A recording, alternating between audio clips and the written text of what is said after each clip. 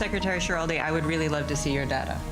Absolutely. Because A town hall discussion addressing juvenile crime gets heated as prosecutors say the Department of Juvenile Services isn't doing enough. The tense moments among panelists and audience members. Maryland schools get graded on performance, with Baltimore City ranking near the bottom, including one with nearly 99% of its students chronically absent. Fox 45 News Project Baltimore presses school leaders on what's being done to fix it. A power struggle between the Baltimore County Council and the Inspector General comes to a head tonight. The decision made, some say, will strengthen transparency on behalf of county residents. Big news for O's fans. A deal struck keeping the Birds at Camden Yards. What this means for the future of the Orioles home. Live from WBFF in Baltimore, this is Fox 45 News at 10. Tense moments tonight at a public safety town hall in Baltimore as the Department of Juvenile Services Secretary Vincent Schiraldi faces heated comments from both frustrated residents and his fellow panelists. Secretary Schiraldi, I would really love to see your data. Absolutely. Because and this is from 22. Yeah, and you're going to see the next one in less than a month. I'd like to see some data from you, though. I'm not really hearing too much data from your office. It's you guys, and you guys need to fix the problem. There is a breakdown somewhere within DJS, especially with the vendor when it comes to the GPS monitoring system, and something needs to be changed.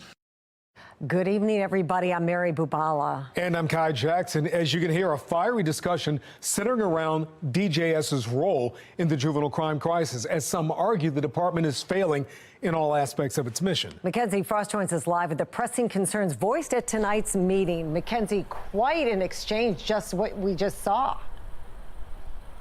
Yeah, Mary and Kai, that's right. I mean, tensions were high, and that's putting it mildly. Right out of the gate, we saw sparring between the Department of Juvenile Services and a prosecutor from the City State's Attorney's Office who works directly with young people. And really, this comes out to be what the prosecutor's office is saying is the issue that they're seeing, and that comes down to DJS and intake. They're saying they're not clear as to what the Department of Juvenile Services is doing with these young offenders when they immediately come under their supervision.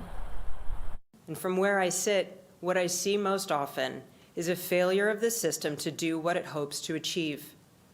We at the state's attorney's office are not able to play as formative a role as we would like because there's a breakdown. And the only people who have full access are the Department of Juvenile Services. Currently, DJS acts as a gatekeeper of sorts, in that we have to wait for them to forward us cases to charge. It doesn't matter if a juvenile has been arrested. DJS can send them home without the state's attorney's office or a judge or a magistrate reviewing the case.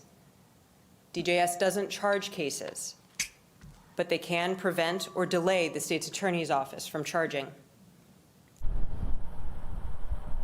And that was really just the beginning. We even heard from a community member who voiced his frustration during this section where the panelists took questions and really bringing up an issue that we have been reporting on time and time again, where we continue to hear about young people who are getting picked up and released immediately from DJS. So my question is this. If you have a juvenile that comes in and say he's only stolen a car, he hasn't created a car or hasn't done a carjacking, and this juvenile has done this 10 times. Right. Why do you guys let them go home? Right. So we don't necessarily let them go home. It's a combination of risk and severity. So if this was a first offender car theft, decent chance that kid would go home with services. If it's not and the kid is high risk, we detain him. It's you guys, and you guys need to fix the problem. And really throughout this entire evening, it was very clear that the back and forth really centered around that intake process that's happening within DJS. And really the clear divide was over the issue of data. And we heard from DJS, they believe one set of data, and the state's attorney's office says they believe something else. There are differences of opinions up here. There are also some differences of fact. So I guess I got to go to that for a second. We must refer violent cases to the state's attorney's office. So I think the examples Ms. Rosenblatt gave were of violent offenses that we diverted. I guess I'm going to say we have a difference of fact there. We are not allowed to divert a kid brought in on a violent case. Secretary Schiraldi, I would really love to see your data. Absolutely. Because, and this is from 22. Yeah, and you're going to see the next one in less than a month. I'd like to see some data from you, though. I'm not really hearing too much data from your office. All right, hold on. Take a deep breath. Can we talk about Yes. the process? So one of the things is, there is a lot of cloudiness around the DJS intake process. There's a lack of consistency. Sometimes we don't even know the name of the worker who has made an evaluation on a recommendation. There are simply cases we don't know exist until the kid comes back. I don't want to go back and forth. I just want to say there is a factual disagreement here. Mackenzie, there were a lot of people there who are frustrated, clearly, and it really seems like there's this debate over what DJS is supposed to be doing, especially at intake. We heard her talk about that. What is the secretary saying about ways that it can improve? Yeah, that is a question that I wanted to ask the secretary after this town hall was over, especially when you can see this clear disconnect between these various agencies that are supposed to be working together in this situation moving forward. We tried to question the secretary several times. We waited for him after he was talking to various community members, answering their questions, and we tried to question him, but he wasn't interested in talking to us. Secretary Schiraldi, can I just ask you some questions about Secretary Schiraldi, will you answer any questions about the panel? Secretary Schiraldi, why won't you answer questions? You can see there the secretary, in fact, deciding to walk out the side door and not answer our questions. But we did have the opportunity to question Senate President Bill Ferguson, and I really tried to get him to answer about how the legislature moves forward when we're seeing such a clear disconnect among two key players in this conversation. Where's the reality in this conversation? It's the right question. It's the question I've been asking for the last year. The challenge is probably everyone's a little bit right and everyone's a little bit wrong. And trying to nail down how to get there is key. It is absolutely my commitment that people will be around the table to figure this out. We can't continue like this. So we'll have to wait and see what happens come January. I again asked the Senate president about the timing for the proposed legislation that we keep hearing is coming, and he tells me that the details will unfold at the start of session. But he also talked about making sure that everyone is on the same page about holding everyone accountable, and that includes the Department of Juvenile Services to ensure that policies and procedures are being followed. That's something the Senate president says will take a little more work to figure out how that will actually become reality. But for now, we're live in Riverside. Mackenzie Frost, Fox 45 News. All right, Mackenzie, thank you. Senate President Bill Ferguson saying we can't continue like this. His words tonight.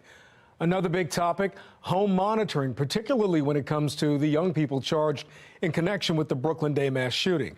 Mackenzie Frost will join us again live at 10:30 with more on that part of the conversation. Now, Schiraldi's comments tonight come as he is facing some backlash over his views on crime and consequences. Schiraldi says people shouldn't be placed in the adult prison system until they turn 25, since their brains aren't fully developed. But while Governor Wes Moore calls Schiraldi a reformer, others say his views make Maryland less safe.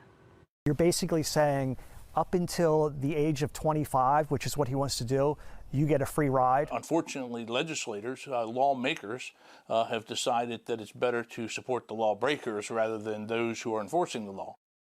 DJS also facing questions about how it keeps tabs on the children in its program. A Fox 45 News investigation revealed the department only has 14 staff members for more than 100 children, a ratio of about 1 to 9.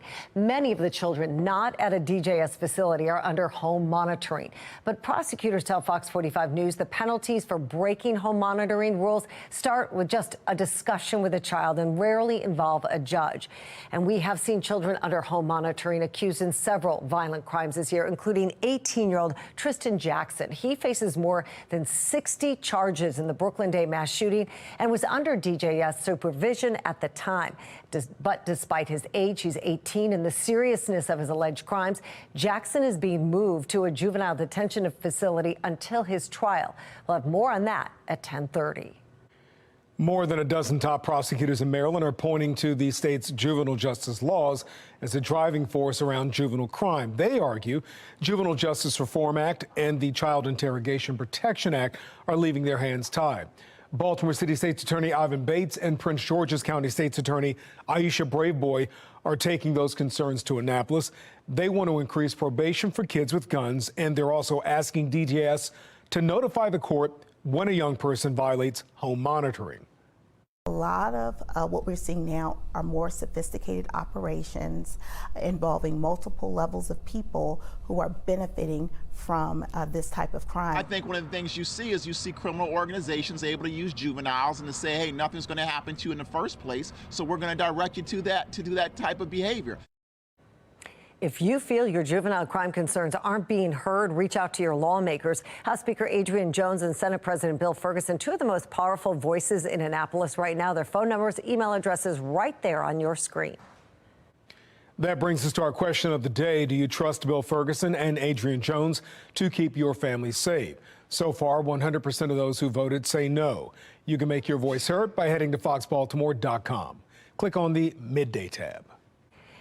And Fox 45 News is hosting our own town hall on public safety later this week, and we invite you to join us. City Councilman Eric Costello and mayoral candidate Sheila Dixon will be on our panel. It takes place this Wednesday, December 20th at 7 at Leadenhall Baptist Church. Well, the Orioles are in town to stay as Governor Wes Moore announces a deal is done with the Maryland Stadium Authority, keeping the O's at Camden Yards for at least the next 30 years. Fox 45's Keith Daniels joins us live with a closer look at this deal. Key. Well, Kai, the O's fans and many others were watching and waiting to see if the state, which owns Camden Yards, could reach an agreement with the team. And tonight, a new deal. At Camden Yards, Governor Wes Moore called it a done deal, a new lease agreement for the Baltimore Orioles. Moments after that, the Maryland Board of Public Works, the state spending panel, made it official with a unanimous vote approving a 30-year lease agreement with the O's. The governor calling it a good move for the state, in particular for Baltimore City. We need people to believe that Baltimore can continue to grow and thrive, and the Baltimore Orioles are going to be a core linchpin, because having the Orioles here, having the Ravens here, being able to focus on Harbor Place and not just the buildup of downtown, but the buildup of neighborhoods, these are all going to be core catalysts to make sure that this can be a city that is growing, that is thriving. The agreement allows for the O's to develop around the ballpark. The Orioles have an option to end the 30-year lease after 15 years if the team does not receive approval from state officials for redevelopment plans. There's an option to exercise if that doesn't happen, and then what would happen is they would basically take on the same time period, the same long-term time period as the Baltimore Ravens. The new deal was approved after months of negotiations. There were some key sticking points around the development part of the agreement. Senate President Bill Ferguson, whose district includes the stadium, raised serious concerns about that. But Monday, he believed the new deal is the right stuff. Today, we stand here together, a group of individual leaders working as one to move forward not just the city of Baltimore, but the entire state of Maryland. It's a very large and complex deal. We're talking about a deal that is a multi-decade deal, keeping one of the most storied franchises in all of sports in the city of Baltimore, and that is going to have billions of dollars of implications when it comes to not just what happens to winners on the field, but winners off the field.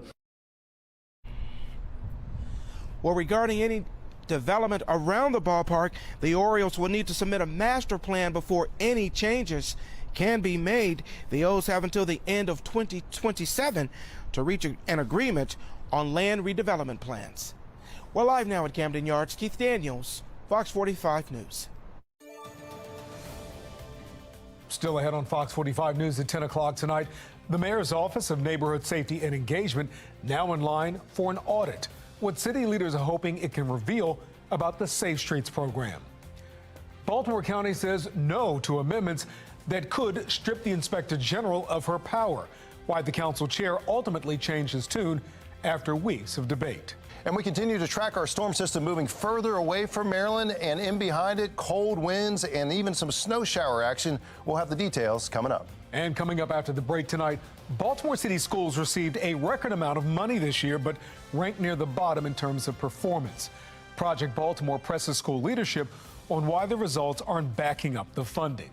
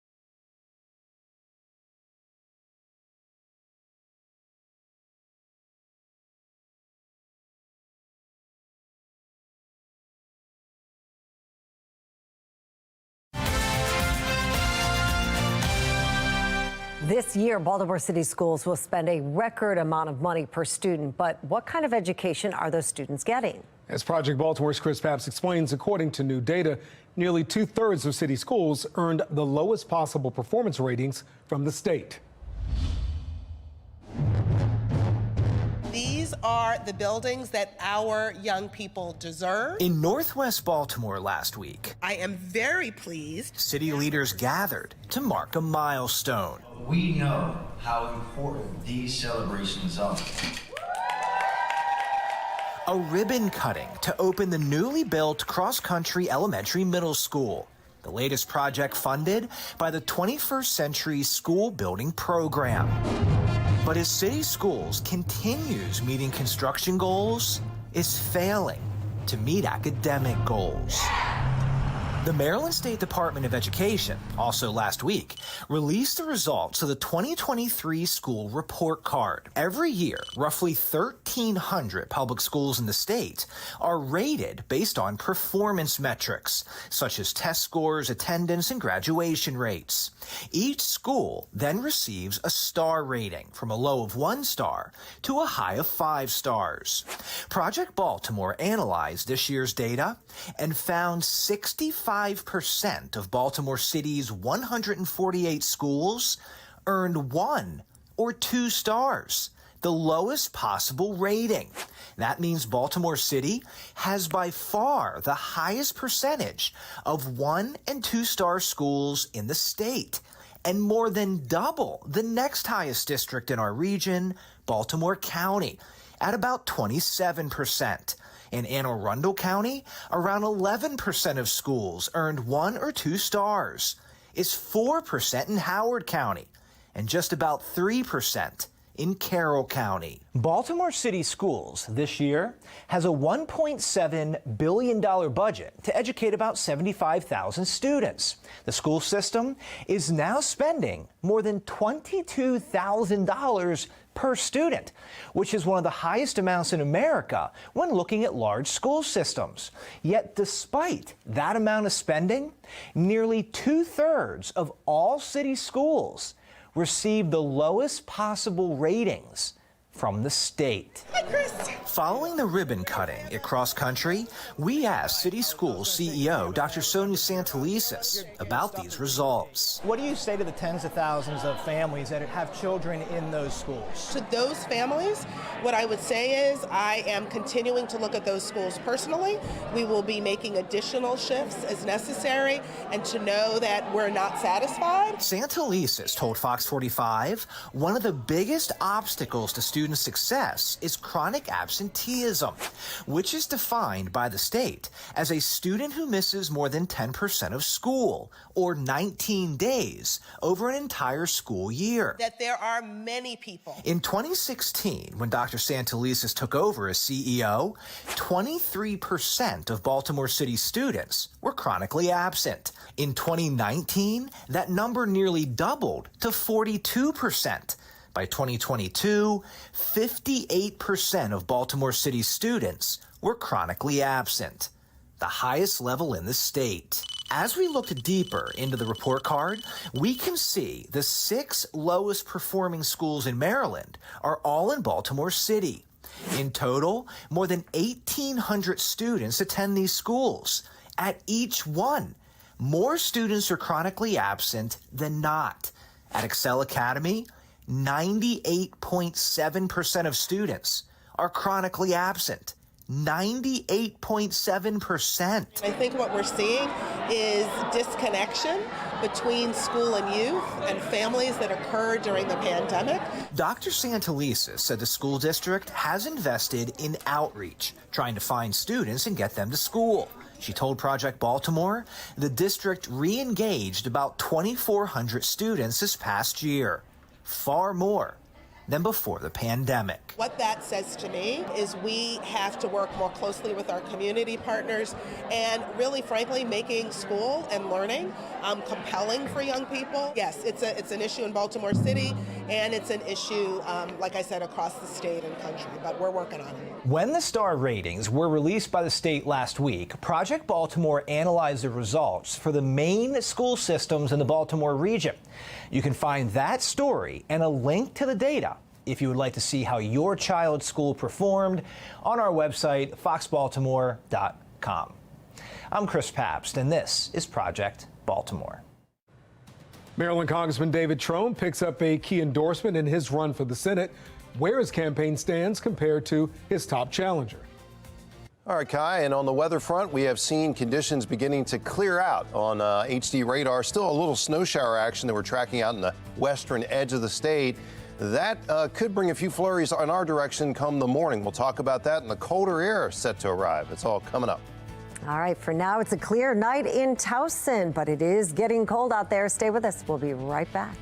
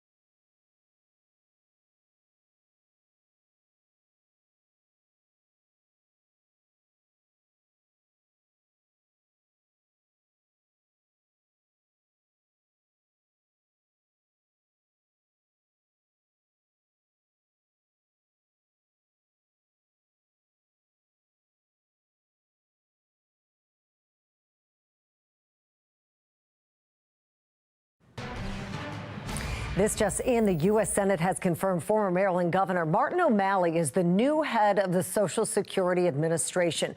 With a vote of 50-11, O'Malley thanks senators and President Biden for their support. O'Malley was nominated for the position back in July. The organization has gone more than 2 years without a full-time commissioner after President Biden fired the previous commissioner in July of 2021.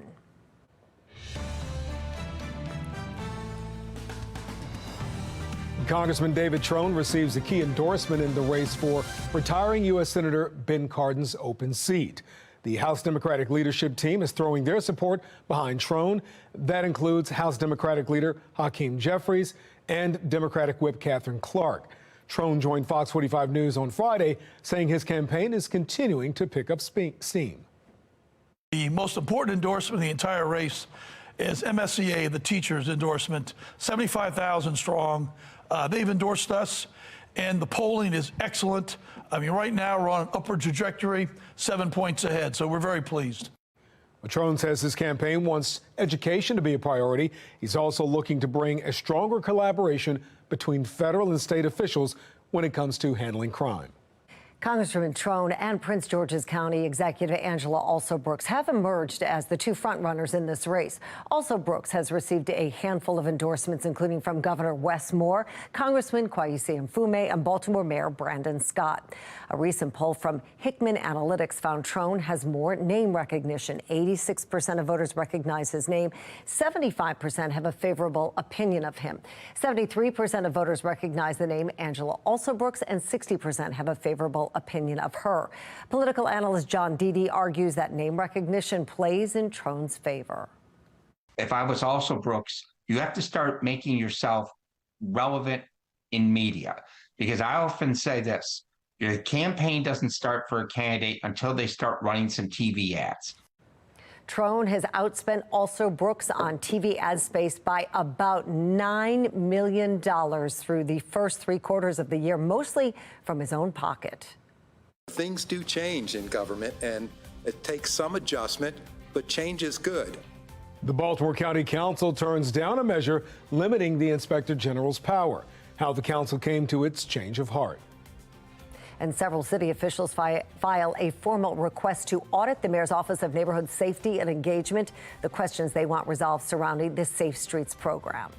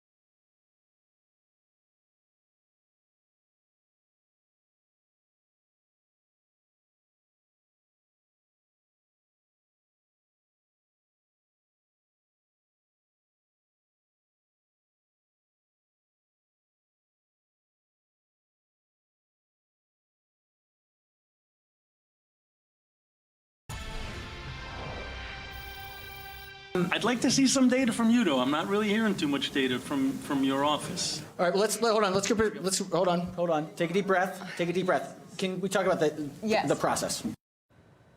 Well, some heated back and forth tonight at a town hall discussion hosted by Senate President Bill Ferguson, featuring DJS Secretary Vincent Schiraldi, police, a state's attorney, and also lawmakers. That's right. Mackenzie Frost was at that town hall meeting. She joins us live now. Mackenzie, issues surrounding home monitoring been a big talking point when it comes to DJS. What was said about it tonight? Yeah, Mary, there was a lot discussed about it, and we have seen several examples of young people who are on home monitoring, then go on to commit other crimes while they're still wearing an ankle monitor. And two of the most high-profile examples of this are the teenagers who have been arrested in connection to the Brooklyn Day mass shooting that took place in Baltimore City over this summer. That's where we have one teen, specifically 18-year-old Tristan Jackson. He was wearing an ankle monitor at the time of this incident, and prosecutors say still wearing an ankle monitor when he pulled a trigger at that event. In this case, really stirring up a lot of emotion during the conversation tonight. It was brought up several times, including by one woman who knows this case arguably better than anyone else, and for her, it's personal. July, he had an ankle monitor on. July, he was able to attend a block party. I'm not saying he's responsible for my daughter's shooting. I can't say that. Do you know why? Because I get to sit in front of Ivan Bates and have him tell me that he can't do anything because his hands are tied. He can't interrogate the juvenile offenders. Now, here's the thing. They had ankle monitors on too, and were able to be at a block party for hours. There's no way that Mr. Jackson, being on the GPS monitoring system, should have been in Brooklyn Park when he lives in Northeast Baltimore. As soon as he left that doorstep, it should have been identified that he was violating the terms of his release. I think that those people who work in that unit are quite dedicated to not just letting kids run the streets with guns. In fact, they have a really good record of kids not getting rearrested. One thing I would just say is that the notion that the kids are out in the street, that every time a kid is arrested in the street with a GPS monitor on, they were breaking the rule, that's not true.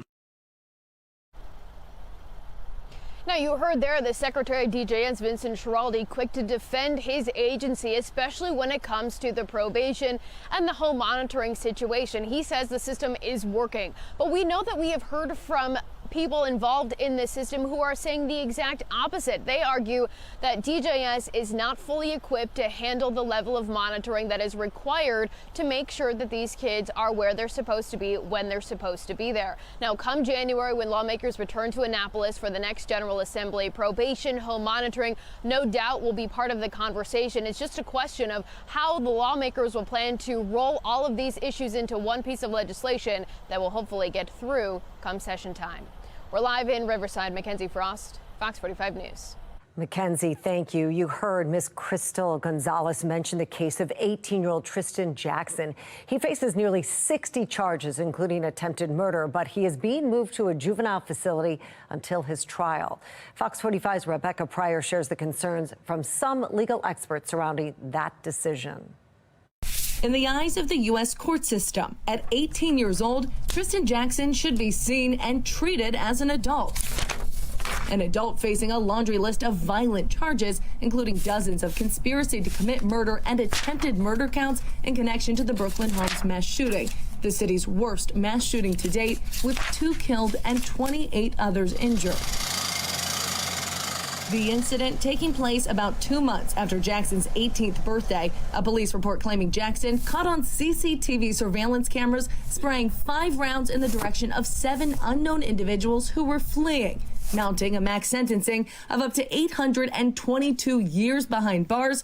Jackson was awaiting his day in court in an adult facility until last Friday, when a judge agreed to transfer Jackson to a juvenile detention center. It's incredibly unusual, if not unheard of. According to legal expert and local attorney Jeremy Eldridge, legally speaking, minors are minors and adults are adults. It just doesn't seem to follow the logical course of where most cases track. The decision is shocking due to the seriousness of Jackson's charges. That's what makes this case even stranger.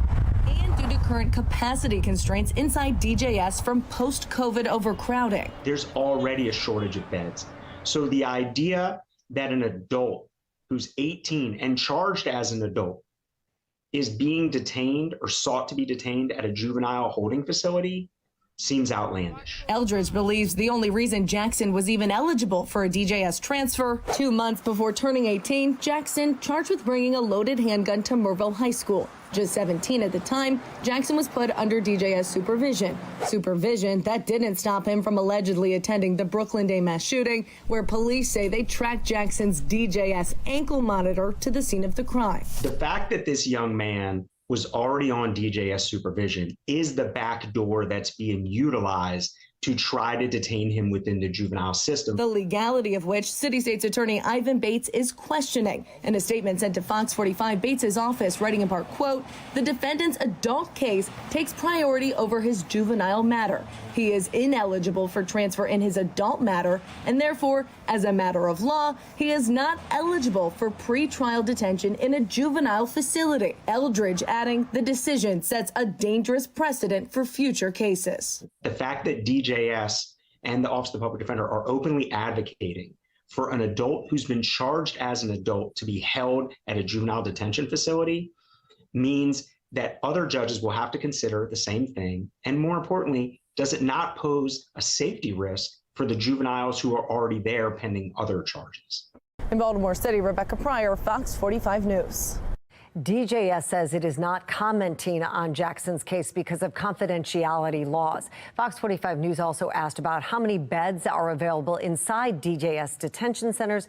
We have not heard back. For complete coverage on the issues surrounding the Department of Juvenile Services, head to our website, foxbaltimore.com.